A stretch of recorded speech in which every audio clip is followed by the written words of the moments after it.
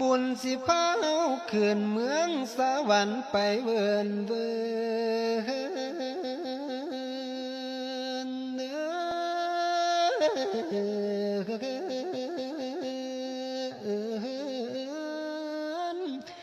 อย่ามัวเพลินแต่อยากได้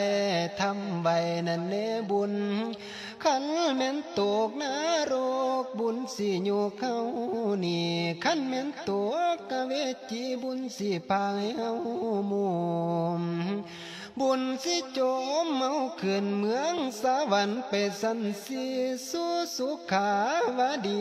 มีแต่ของทิพย์ดวนเป็นมวลเขาว่าเครื่องกินรักษาศีลกิน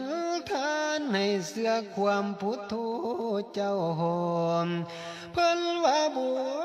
ว่าหอกเป็นเงาคือแหวนสีปองให้เฮาได้ท่อง